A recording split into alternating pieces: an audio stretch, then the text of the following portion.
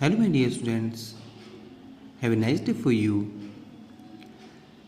This is our first chapter of our EVS book What, Where, How, and When. Students, you know very well this chapter belonging to history.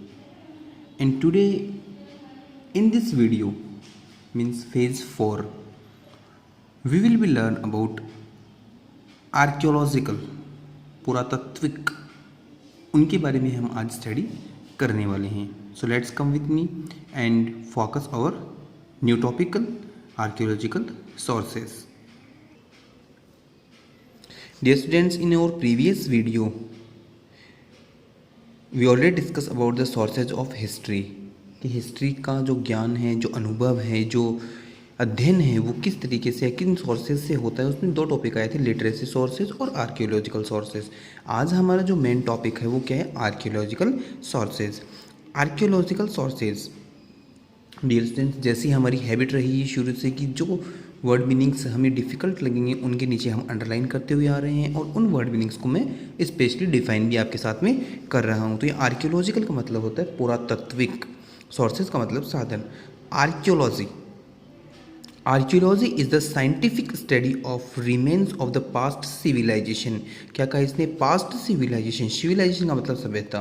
पुरानी जो सभ्यताएं हैं उनके जो remains हैं, उनके अवशेष हैं या उनके जो बचे हुए जो एविडेंस हैं उनको साइंटिफिकली वैज्ञानिक तरीके से जो अध्ययन किया जाता है उसका नाम दिया जाता है पुरातत्व आर्कियोलॉजी. कि आर्कियोलॉजी एक वो साइंटिफिक मेथड है जिससे हम रिमेन्स जो रहते हैं या अवशेष जो रहते हैं उनका हम अध्ययन करते हैं.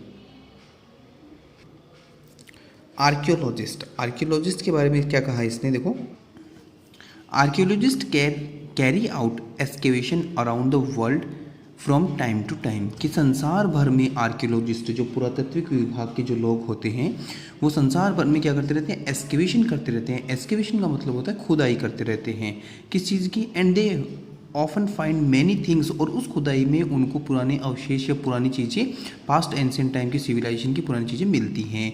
जैसे इसने क्या दिया? इंस्क्रिप्शंस, उनको शिलालेख मिलते हैं, कॉइन्स, सिक्के मिलते हैं, मोन्यूमेंट्स, स्मारक और आर्टिफैक्ट्स और कलाकृतियाँ भी उनको मिलती हैं उस खुदाई में.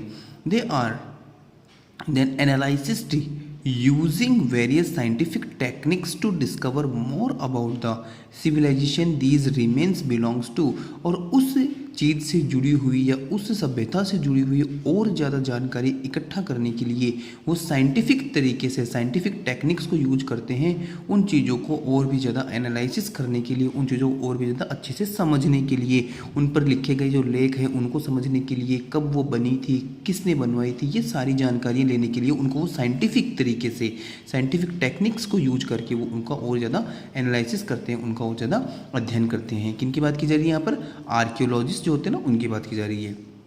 These archaeologicals find help historians recreate the picture of the past. और ये आर्कियोलॉजिकल्स जो होते हैं इनके द्वारा जो एविडेंट इकट्ठे किए जाते हैं, इनके द्वारा जो चीज़ें बताई जाती है वो हेल्प करती हैं किसकी? इतिहासकारों की हेल्प करती है. Recreate the picture of past, कि पास्ट की वापस से एक इमेज बनाने के लिए, पास्ट की जो भूतकाल होता है, पीछे जो हिस्ट्री होती है उसको वापस से रीजनरेट करने के लिए वो उनकी हेल्प करते हैं, उनको एक तरह से मोटिवेट करते हैं, समझाते हैं, पुराने वाले एविडेंस लेकर के उनकी सिविलाइजेशन को वो अच्छे से क्लैरिफिकेशन करते हैं.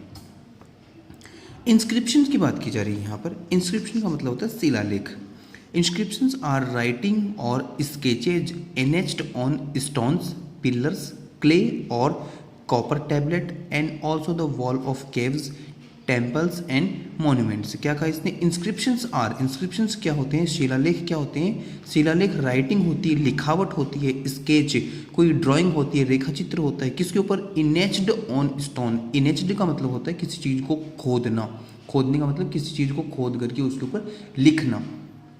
मिट्टी के अंदर रफली हम फिंगर से क्या करते हैं? कुछ ना कुछ लिख देते हैं तो उभरा हुआ नजर आता है. इसी तरह से पत्थर की खुदाई करके उसके ऊपर कुछ ड्राइंग करना, स्केच बनाना या उसके ऊपर कुछ लिखना, उसको क्या बोलते हैं? इंस्क्रिप्शंस.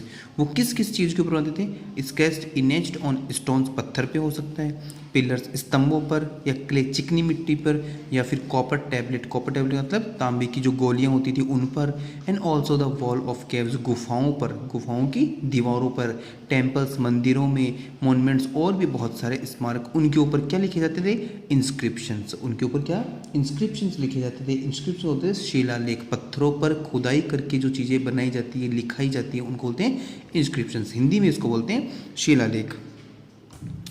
दीज इनग्रेविंग्स, यहाँ पर जो वर्ड आया है इनग्रेविंग्स, इस इनग्रेविंग्स को हम ये कह सकते हैं कि किसी भी तरह की तस्वीर या रेखा चित्र जिसको हम पत्थर पर खुदाई करके बनाते हैं उसको बोलते हैं इनग्रेविंग। जो इंस्क्रिप्शन की बात कर रहे थे इनकी बात है। These engravings tell us a lot about kings, कि हमें ये राजाओं के बारे में बताते हैं। ये इंग्रेविंग्स का मतलब ये जो हमारे इंस्क्रिप्शंस हैं, शिलालेख हैं, ये हमारे राजाओं के बारे में हमें बताते हैं। दे लैंड दे रूल, जिस जगह उन्होंने शासन किया उसके बारे में वो बताते हैं। देयर एडमिनिस्ट्रेशन, उनके प्रशासन के बारे में हमें जानकारी मिलती है कि किस तरह से उन्होंने शासन चलाया था, इसके बारे में। द प्रोक्लेमेंस, और प्रोक्लेमेंस का मतलब यहाँ इसने दिया कि किस तरह से उन्होंने अलग अलग बड़ी बड़ी घोषणाएं की थी, किस तरह से अलग अलग उन्होंने अपीलें की थी, लोगों को उद्घोषित किया था, समझाया था। दे मेड द बैटल दे वोन, कौन सी लड़ाइयाँ, कितनी लड़ाइयाँ उन्होंने लड़ी थी, ये सारी चीज़ें एटसेट्रा दे रखा है। ये सारी चीज़ें इन्होंने इन इंस्क्रिप्शंस में, इन एनग्रेविंग्स जो होती हैं, इनकी कलाकृतियाँ जो शिलालेख के ऊपर बनी हुई थी, उनके अंदर इन्होंने क्लियर किया, उनके अंदर इन्होंने समझाया। The Maurya Ashoka and Gupta era inscriptions, Ashok सम्राट अशोक की बात की जा रही है, और गुप्त पीरियड जो, गुप्त एरा का मतलब हुआ युग, गुप्त युग जो था, गुप्त काल जो था, उस समय के इंस्क्रिप्शंस आज भी हमारे पास में हैं। फाउंड अक्रॉस इंडिया, पूरे देश भर में, पूरे भारत में ये पाए जाते हैं। और fine example of such engravings, इस तरह के इंस्क्रिप्शंस की, इस तरह के एनग्रेविंग्स की एक जीती जाती मिसाल नहीं होता। ये मौर्य अशोका और गुप्ता जो थे, समुद्रगुप्त थे, चंद्रगुप्त थे, उस समय की जो इंस्क्रिप्शंस है वो आज भी पूरे देश भर में मिलते हैं। The study of inscriptions are called epigraphy, और इंस्क्रिप्शंस की जो स्टडी होती है, इसको जो अध्ययन करने वाली जो विशेष, जो एक तरह से मान सकते हैं अध्ययन की जो शाखा होती है, जिसके अकॉर्डिंग, जिसके तरीके से इसके अंदर स्टडी होती है, उसे बोला जाता है एपिग्राफी, और हिंदी में इसको बोलते हैं पुरालेख। पुरातत्विक विभाग से जुड़े हुए जितनी भी एविडेंट होते हैं, जितनी भी जानकारी होती है, उनके अध्ययन को क्या बोला इसने, पूरा लेख, epigraphy. Dear students, next topic इसने बताया किसके अंदर, आर्कियोलॉजिकल सोर्सेज में पहले आया इंस्क्रिप्शंस, दूसरा नंबर आया कॉइन। कॉइन के अंदर क्या कहा, कॉइन मतलब सिक्का जो नॉर्मली हम यूटिलाइज करते हैं। Various ancient coin made of gold, पुराने समय के अंदर सिक्के किस तरीके के बनते थे, आज हमारे पास में आयरन है और अदर जो मेटल्स हैं उनके, लेकिन पुराने समय की बात की जा रही है। गोल्ड, सिल्वर, कॉपर और other metal have been found in archaeological excavations, कि आर्कियोलॉजिकल जो साइट्स है, आर्कियोलॉजिकल जो जगह है जहाँ पर एक्सकेवेशन उन्होंने किए हैं, जहाँ पर खुदाइयाँ उन्होंने की हैं, जहाँ पर सिविलाइजेशन उनको मिली है, वहाँ पर जब सिक्के मिले तो वो सिक्के किसके थे, गोल्ड, सोने के, सिल्वर के, कॉपर के, और भी दूसरे मेटल्स थे उनके, वो सिक्के उनको वहाँ मिले। These coins are studies in detail, और इन कॉइन्स की और भी ज़्यादा स्टडी इन्होंने की। An ancient the period these coins came from, और जब उनकी स्टडी और भी ज़्यादा की गई, उन सिक्कों पर जो लिखावट है, जो चित्र है, जो रेखाकृति है, उनकी और भी ज़्यादा स्टडी की गई, तब पता चला ये ancient the period these coins come from, कि ये सिक्का कौन से समय, कौन सी सभ्यता, किस युग से आया है, ये भी हमें उसके अंदर पता चला। इंसिडेंट का मतलब होता है पता लगाना, किसी चीज़ के बारे में और भी ज़्यादा जानकारी जुटाना। ऑफन, अक्सर, किस चीज़ करें, they also tell us about the rulers, और इन सिक्कों से ही हमें पता चला कि उस समय कौन कौन से राजा थे, लैंग्वेजेस, कैसी भाषाएं थी, रिलीजन्स, किस तरह के धर्म थे, life in the period, that period, उस समय की जीवन शैली कैसी थी। फॉर इंस्टेंस, जैसे इसने एग्जाम्पल में बता रखा है, Samudragupta coins tell us that the great ruler and conqueror का मतलब था विजेता, समुद्रगुप्त के समय की बात की जा रही है। एग्जाम्पल दिया सिर्फ इसने कि समुद्रगुप्त के समय की बात की जा रही है, उस समय के जो सिक्के हैं वो हमें क्या बताते हैं, tell us that the great ruler, एक महान राजा के बारे में, महान शासक के बारे में, एंड कॉन्क्योर, और एक महान विजेता के बारे में बताते हैं। प्लेड द वीणा, जो क्या बजाते हैं, वीणा बजा रहे हैं। ये हमें किससे पता चल रहा है, उन सिक्कों से पता चल रहा है। The study of coins is called numismatic, क्या कहा इसने, स्टडी ऑफ कॉइन, सिक्कों की जो अध्ययन करने वाली जो कला है, या सिक्कों को जिसके अकॉर्डिंग, जिस शाखा के अकॉर्डिंग अध्ययन किया जाता है, उसको बोला गया न्यूमिज्मेटिक। न्यूमिज्मेटिक के अकॉर्डिंग मतलब जिसको हिंदी में बोल सकते हैं मुद्रा संग्रहण, न्यूमिज्मेटिक, सिक्कों के बारे में जानकारी अध्ययन करना, जिनको स्टडी करना, उसको बोला इसने न्यूमिज्मेटिक। डियर स्टूडेंट्स, इस तरह से एक कॉइन वाला topic come to third number monuments की बात की जा रही है। मॉन्यूमेंट्स को मैंने पहले ही डिफाइन किया, इसका मतलब होता है स्मारक। स्मारक का मतलब किसी की याद के अंदर जो स्मारक बनाए जाते हैं उनकी बात की जा रही है। मैनी ग्रांड स्ट्रक्चर्स, पुराने स्ट्रक्चर्स की बात की जा रही है। Many grand structures were built by our forefathers in different periods of time. Forefathers का मतलब वो हमारे पूर्वज, हमारे पूर्वजों के द्वारा अलग अलग समय पर अलग अलग विशाल ग्रांड स्ट्रक्चर, बड़े बड़े स्ट्रक्चर, बड़े बड़े जो स्ट्रक्चर्स जिसको हम बोल सकते हैं एक तरह से मॉन्यूमेंट्स, स्मारक उन्होंने बनाए। दीज इंक्लूडेड, जिसके अंदर स्तूप, टेम्पल, मंदिर एंड कैव ड्वेलिंग, और जो गुफाएं थी, जो गुफा में रहने वाले जो लोग थे उनकी बात की जाती है, ये सारी चीज़ें उनमें शामिल है। The study of these monuments, और इनकी जो स्टडी की जाती है, रिवेल्स द कल्चर, जो हमारी संस्कृति के बारे में हमें बताते हैं, संस्कृति के बारे में हमें जानकारी देते हैं। And spiritual life of the ancient time या एंशिएंट पीपल, और स्पिरिचुअल लाइफ, आध्यात्मिक जो जीवन था पुराने समय में, उनके बारे में भी हमें जानकारी या समझ या फिर इंफॉर्मेशन मिलती है। वो किन से? इन मॉन्यूमेंट से। सम एग्जाम्पल्स, कुछ इसमें एग्जाम्पल्स दे रखे हैं, जैसे सांची स्तूप, अजंता एंड एलोरा केव्स, एलोरा की जो गुफाएं हैं, ये सारे के सारे किस में शामिल होते हैं? मॉन्यूमेंट्स में। डियर स्टूडेंट्स, आज का जो हमारा टॉपिक था वो टॉपिक हमारा क्या था? आर्कियोलॉजिकल सोर्सेज के। आर्कियोलॉजिकल सोर्सेज के अकॉर्डिंग हम किस तरह से जो हमारी हिस्ट्री है उसको स्टडी कर सकते हैं, जिसके अंदर सबसे पहले हमने आर्कियोलॉजिकल और आर्कियोलॉजिकल मेथड को पढ़ा कि किस तरह से वो हिस्ट्री के जो एविडेंट है उनको क्लियर और एनालिसिस कर पाते हैं। फिर हमने पढ़ा कि इसके अंदर सबसे पहले इंस्क्रिप्शंस क्या चीज़ होती है, शिलालेख क्या होते हैं, उनको हमने पढ़ा, कुछ एग्जांपल्स भी हमने दिए। और इंस्क्रिप्शन की स्टडी करने वाली जो ब्रांच है, जो शाखा है, उसको हमने बताया एपिग्राफी। फिर हमने कॉइन्स के बारे में पढ़ा कि कॉइन्स हमें उस समय के बारे में बताता है, और कॉइन्स अलग अलग समय पर अलग अलग मेटल्स के बने थे, गोल्ड, सिल्वर और जो कॉपर है उसको भी हमने पढ़ा। और साथ में ही हमने ये बताया कि जो कॉइन्स की जो स्टडी करते हैं उस ब्रांच को हमने बताया न्यूमिज्मेटिक। और लास्ट जो हमारा टॉपिक था आज का वो क्या था? मॉन्यूमेंट्स। इस तरह से हमने आज के इस वीडियो के अंदर आर्कियोलॉजिकल सोर्सेज से हिस्ट्री के बारे में कैसे जानकारी मिलती है इसको हमने आज कम्प्लीटली डिफाइन किया। नेक्स्ट वीडियो में हम लिटरेसी सोर्सेज को कंप्लीट करने वाले हैं। डियर स्टूडेंट्स, अभी हमने इसमें इंस्क्रिप्शंस को पढ़ा, कॉइन्स को पढ़ा, मॉन्यूमेंट्स को पढ़ा। एक रिमेनिंग पोर्शन जो था नंबर 4 पर आर्टफैक्ट्स, ये बच गया था, इसे भी हम कंप्लीट कर लेते हैं।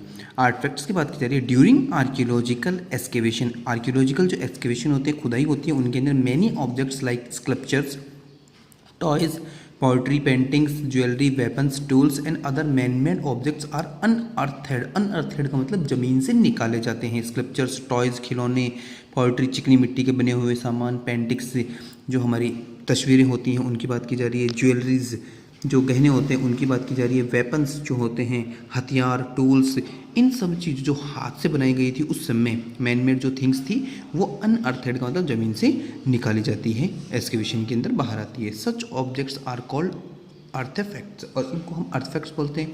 आर्टिफैक्ट्स क्यों बोलते हैं? आर्टिफैक्ट्स का मतलब उत्खनन के अंदर, एक्सकेवेशन के अंदर इनको निकाला जाता है बाहर, और इनको हम कलाकृतियाँ बोल सकते हैं। हैंडमेड जो हमारे हाथों से बनी हुई जो सामान होते हैं उनको हम ड्राफ्टिंग बोलते हैं। यहाँ पर इनको आर्टिफैक्ट्स बोला गया, कलाकृतियाँ कहा गया।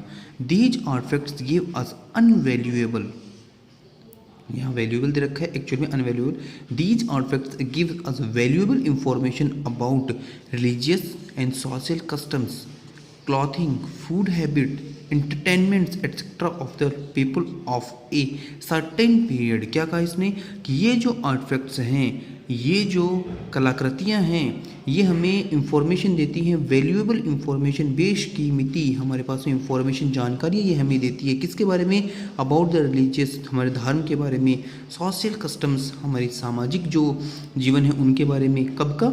एंशिएंट टाइम का। क्लॉथिंग, किस तरह के कपड़े थे उस समय। फूड हैबिट्स, कैसे वो खाना अपना शुरू करते थे, किस तरह से वो खाना खाते थे। इंटरटेनमेंट, उनके मनोरंजन के लिए क्या थे, एटसेट्रा। ये सारी चीज़ें हमें कौन? ये आर्टिफैक्ट जो जो हैं ये हमें बताते हैं। Of the people of the certain period, उस समय के लोगों के बारे में, उस समय के लोगों के बारे में रहन सहन, उस समय के लोगों के बारे में उनकी रिलीजियस लाइफ, उनकी सोशल लाइफ, किस तरह से वो अपने आप को एंटरटेन करते थे, किस तरह के वो कपड़े पहनते थे, किस तरह से वो खाना खाते थे, ये सारी की सारी जानकारी हमें उस समय के जो आर्टिफैक्ट्स हैं उनसे मिलती हैं। फॉर इंस्टेंस एग्जाम्पल में इसने क्या कहा, the painting of Lord Shiva, भगवान शिव की जो पेंटिंग है, तस्वीर है उसकी, Vishnu, Buddha and Mahavira from the गुप्त पीरियड शोज, गुप्त समय में, गुप्त काल के अंदर हमें जब इनकी तस्वीरें देखने को मिली, भगवान शिव की, भगवान विष्णु की, भगवान बुद्ध की, महावीर की, क्या थी, शोज द गुप्त वर्ड सेक्युलर वर्ड। तो ये माना गया कि समुद्रगुप्त समय, चंद्रगुप्त समय, ये जो थे उस समय गुप्त पीरियड वाले जो राजशासक थे उस समय काफ़ी सेक्युलर थे, धार्मिक प्रवृत्ति के भी थे। क्लॉथ्स फ्रेजमेंट, जिस तरह से कपड़े हैं, कपड़ों की जो फ्रेजमेंट्स हैं, कपड़ों का जो पहनावा है उनकी बात की जा रही है। फ्रेजमेंट का मतलब होता है टुकड़ा। जो कपड़ों जो थे found in Harappa, Harappa civilisation के अंदर या हड़प्पा एक्सकेवेशन के अंदर जब कपड़ों के हमें टुकड़े मिले उस समय, tell us that the weaving, बुनाई के बारे में, was the occupation in the Indus valley civilisation, कि उस समय इंडस वैली सिविलाइजेशन में उन लोगों के पास में ऑक्यूपेशन, उनके पास में जो काम धंधा था वो क्या था, वेविंग, कपड़ों की बुनाई का काम वो लोग करते थे। तो इस तरह से आर्टिफैक्ट्स के द्वारा भी हम हिस्ट्री की जानकारी लेते हैं। तो आज के इस वीडियो में हमारे पास में 4 टॉपिक क्लियर हुए, inscription, coin, monuments and last हमारा आर्टिफैक्ट्स है। आज के इस वीडियो में जितना हमने पढ़ा, जितना हमने समझा, आई होप दैट आपने इसको अच्छे से अंडरस्टैंड किया होगा।